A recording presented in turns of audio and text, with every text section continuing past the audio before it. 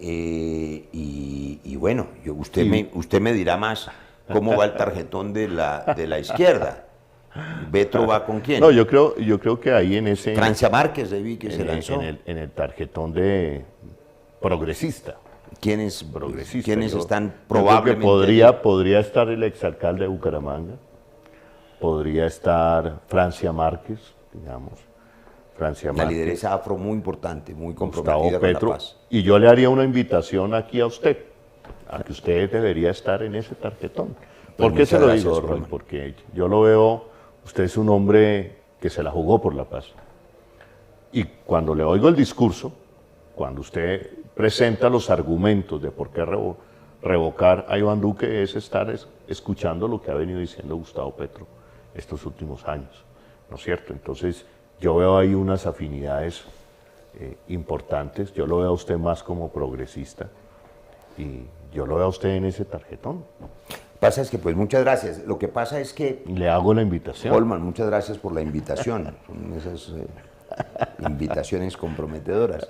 Pero fíjese usted que lo que pasa es que la gente ha estigmatizado tanto desde la derecha que inclusive no entienden lo que significa en el mundo, no solo en Colombia, el progresismo. Es decir, si la gente revisara lo que significa desde la perspectiva económica, que es con lo que atacan a los dirigentes en América Latina, que tienen esa tendencia y los señalan de expropiadores, y la derecha los señala de neocomunistas y de agentes de la Unión Soviética. La senadora Cabal, ya no existe la Unión Soviética, pero en la mente de ellos sí existe la Unión Soviética. A Obama lo están acusando de ser castrochavista. Entonces, claro, no tienen idea que ahí hay unas fuentes de pensamiento económico absolutamente serias, responsables, desde Keynes hasta Stiglitz, ahora hasta Piketty. Hay, digamos, pensadores de la economía seria y estable que entienden que el Estado respeta la propiedad privada, tiene que proteger la vida y el patrimonio de las personas, pero tiene una función social, tiene que garantizar el Estado la redistribución de la riqueza y no esa concentración de la riqueza que hay no solamente en Colombia, también en los Estados Unidos, y que hace que la gente esté intentando sacudirse de ese modelo económico. Eso es progresismo en el mundo. No tiene nada que ver con el comunismo, que es otra cosa para revisar históricamente, muy importante. Pero eso no es de lo que está hablando aquí nadie. Aquí estamos hablando de que el país sea más justo, de que en lugar de regalarle los 12 billones a los ricos le den de comer a la gente, así de sencillo. Correcto. Que entre otras cosas, si no fuera por razones de solidaridad, por lo menos por razones económicas. Es que si no le meten platica en el bolsillo a la gente, que es un salario universal, que es un Estado con medidas contracíclicas, generando directamente el empleo, estimulando también que la pequeña y microempresa genere el empleo a través del subsidio directo del Estado a las nóminas, pero de los pequeños, no de los grandes. Entonces, ¿quién va a tener plática en el bolsillo para comprar los almacenes que están abriendo? A la gente hay que meterle plática en el bolsillo para que sobreviva. Es un modelo económico que es el que usted bien llama progresismo y que aquí lo caricaturizan y lo estigmatizan. Yo veía con sorpresa hace unos días a Trump repitiendo el discurso uribista, diciendo que Biden y que Obama eran castrochavistas. Y además usted me dará la razón en una cosa y los televidentes también. ¿Cuál era la amenaza castrochavista que en el 2018, con ese miedo, sacó 10 millones Duque y derrotaron a Gustavo Petro? Que el castrochavismo, que era supuestamente Petro, iba a cerrar las cortes para tener una corte de bolsillo, concentrar el poder, hacer una asamblea legislativa que hiciera lo que le diera la gana, gobernar por decreto, expropiar, y mostraban los abusos de Maduro, que yo considero que es un dictador, lo digo con todas las letras, ha violado la libertad de prensa, los derechos individuales de la gente, persigue, es un dictador militarista. Entonces la gente mostraba como ejemplo, por ejemplo, los colectivos civiles disparándole a los estudiantes en Caracas. Y entonces estaban los trinos de la gente en el 2017, 2018. Sí, el repudio de Marta Lucía Ramírez. Le duelen más los pobres, le duele más la violencia en Venezuela que la que sucede aquí. Y es un gobierno que parece gobernar en Venezuela, pero no en Colombia. Lo que pasa es que ellos tenían razón en que podía llegar el castrochavismo, porque ya llegó.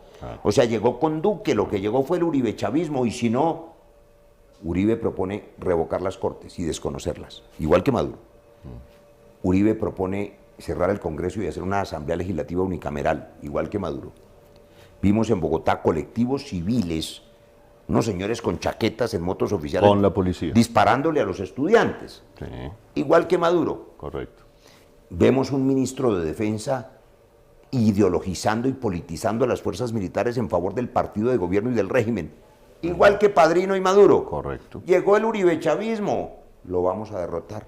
Correcto. Si usted quiere llamar a eso progresismo, me parece muy bien, pero todas las fuerzas alternativas, todas, y yo le devuelvo la invitación a quienes nos vean, además agradeciéndola, yo creo que todos, verdes, amarillos, rojos, de todos los colores, tienen que deponer los egos y eliminar los vetos. Se equivocan los que siembran la discordia. Tenemos la obligación de la unidad. Aquí el miedo lo siembra es la extrema derecha.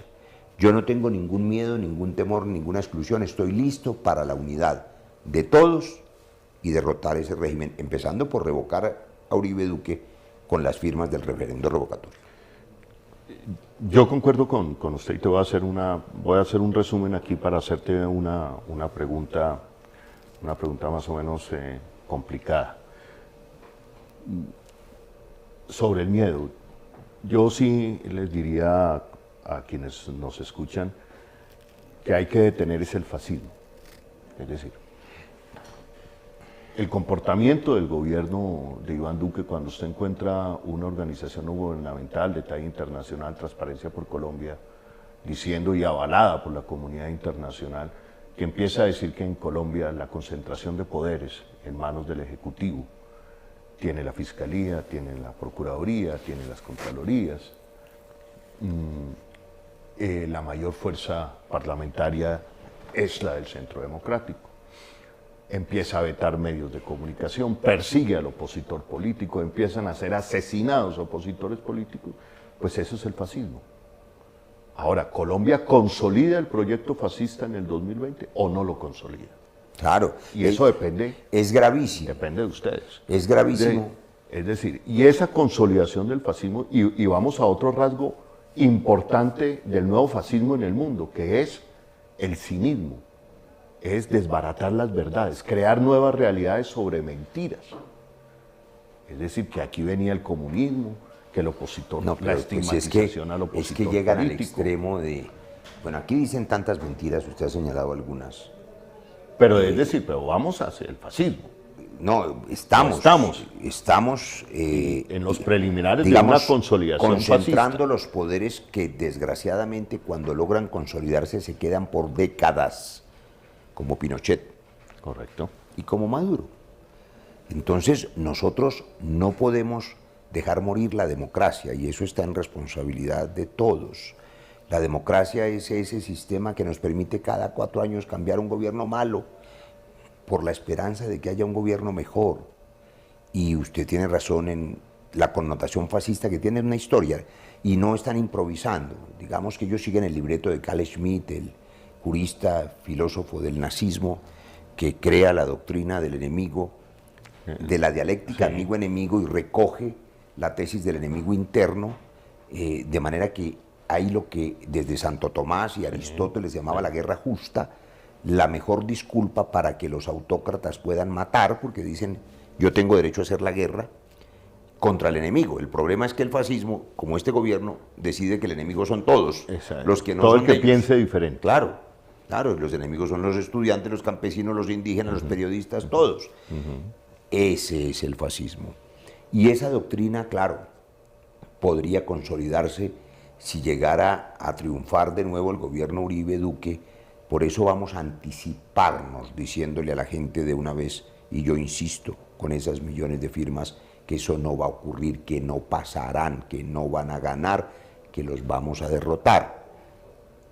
Solo lo vamos a hacer si logramos la unidad, y solo hay unidad sin vetos, y repito lo que le dije hace un rato, no hay centro izquierda sin izquierda, de manera que Correcto. olvídense de los vetos y pongámonos a trabajar en la concordia, en la unidad de todas las fuerzas alternativas en Colombia. Y en esa unidad, digamos, usted hablaba del centro. Esta es una pregunta bien provocadora. Roy, ¿en esa consolidación del fascismo puede haber un centro político hoy?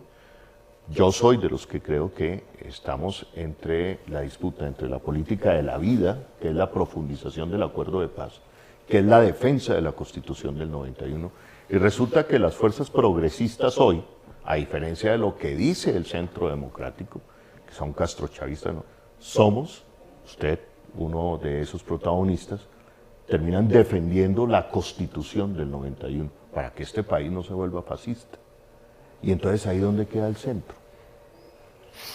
Yo creo que la mención de centro izquierda, si uno quiere ponerle una caracterización ideológica a la contienda, es la más apropiada. Yo no creo que sea posible un centro-centro. Es decir, Hoy. una cosa insípida hoy, Correcto. un poco la ventana de Overton, que llaman los politólogos, en que la gente dice, entre los extremos, miremos una cosa tranquila, sensata, tibia, gaseosa, que no pase nada. Que Una transición. Normalmente cuando todo está bien, eso está bien. Si todo está funcionando perfecto, la gente tiene su trabajito, su empleo, la gente tiene su cupo universitario, si la gente está tranquila, pues uno quiere un gobierno tranquilo, que no cambie nada, porque las cosas están bien. Pero cuando tenemos este desastre social y económico, cuando están matando a la gente, cuando se perdió el control del territorio, cuando le hicieron el grave daño a las fuerzas militares y policiales de politizarlas, cuando lo que hay es que respetarlas, recogerlas, recuperar la confianza ciudadana en ellas, volver a quererlas, porque también son hijos de campesinos y campesinas. Es que yo cada vez que hago estos debates y oigo mentir al gobierno diciendo que mis debates son contra la fuerza pública, no, son contra los políticos que se aliaron con los paramilitares, son contra los políticos que le dan órdenes equivocadas a las fuerzas. Le voy a contar algo que no he contado nunca. Yo tengo un primo hermano que se jubiló como coronel del ejército. ¿De dónde viene? ¿De dónde vengo yo? Mi abuelo era un campesino liberal que lo mataron en la vereda del Palo, ahí mismo donde hace unas horas atentaron contra Feliciano Valencia, subiendo 60 años después. En ese sitio mataron a mi abuelo, que se llamaba Tito Montealegre, era un campesino liberal, lo mataron un año después del asesinato de Gaitán, en esa guerra liberal conservadora. Por supuesto, 300.000 muertos en esa guerra que nadie nunca reparó, las víctimas no existían. Mi madre, que era una niña campesina huérfana de 10 años, 9 años, la montaron en una chiva, vino a Bogotá a buscar un pariente para sobrevivir. Esa es la historia de 9 millones de desplazados. Aprendió a coser y con una máquina de coser me sacó adelante. Y yo soy como cualquiera de esos 9 millones de desplazados. ¿Eso qué tiene que ver con el comunismo ni con el extremismo? ¿Y eso qué tiene que ver con el centro tibio? Nada. Es que las ideas hay que defenderlas con pasión. Este país necesita cambios de verdad. Ahora, yo creo que también necesita el centro. Yo creo que, por supuesto, no se puede dividir de manera irremediable, porque la mayoría de los colombianos que le temen a lo que el fantasma del castrochavismo construyeron, yo me puedo imaginar un tendero en Tarazá, en Antioquia, de estrato 3, que tiene su tiendita o su panadería, y que es lo único que tiene, y le envenenaron el cerebro diciendo que Petro lo va a expropiar la tienda, y dice, no, pero ¿cómo si es lo único que tengo para mis hijos? Ese comunista, entonces termina votando por el Centro Democrático. Hay que sacarlos del error, y por eso el centro que es el complemento en esta coyuntura del centro izquierda, tiene que compartirle a la gente la convicción de que vamos a respetar la vida y el patrimonio de la gente. Y que el Estado tiene una función social. Por eso no puede ser solo centro, sino centro izquierda.